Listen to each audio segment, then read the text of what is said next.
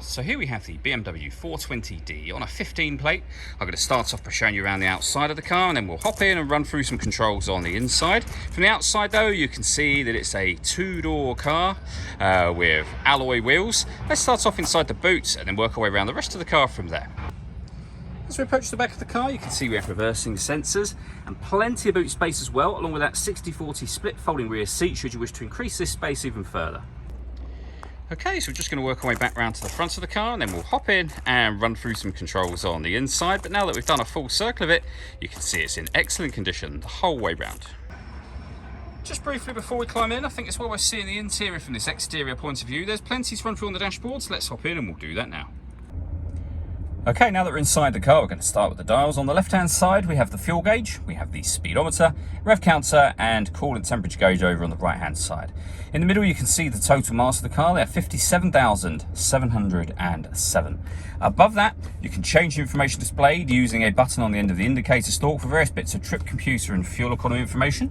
If we back out to the steering wheel, on the left-hand side, we have cruise control and speed limiter, and over on the right-hand side, we have our phone and stereo controls for the car. You won't be able to use the phone controls until you pair the phone up to the vehicle, and that is done over on the central display just here under the telephone icon, and then underneath that you would go down to Bluetooth devices and pair your phone. We're going to go back a step to the main menu. All of the movement I'm making on the screen is being done using the iDrive system, which is essentially the dial here and the buttons that surround it. For example, you can use the dial to highlight navigation. Push that dial down and you're in the navigation menu. Push it down again to have a look at your map. This is BMW's professional nav, so nice clear color screen, and it's the extra wide screen as it's the professional nav. A very easy system to use. When it comes to music in this car, we've got the radio, of course, and as you can see, we have FM, AM, and DAB radio there. If you want to listen to your own music, you can do that under the multimedia heading. We have a CD player. We can also plug in external devices, so we've got USB input, Bluetooth audio, and auxiliary input as well. So loads of ways to listen to your music in this car. And working our way down, you can see the CD player just here, the main volume for the stereo. We then have dual zone climate control, so you can adjust the passenger temperature, the driver temperature. You can increase and of course decrease the fan speed from here. You can determine what direction you'd like the air to be distributed for both passenger and driver. When you're happy with those settings, this button turns your air conditioning off or back on again, or you can hit auto.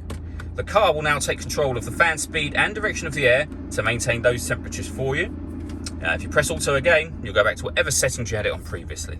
We have a heated driver seat with 3 different heat settings, and the same over here for the passenger as well.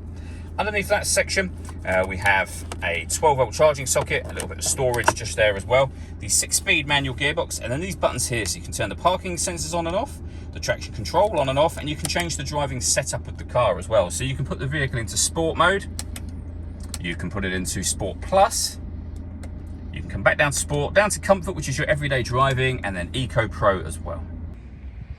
All that leaves me to say is thank you for taking the time to watch this video. If you'd like to come and see the car in person and have a test drive, please feel free to give us a call here at Surrey Specialist Cars. We'd love to hear from you soon.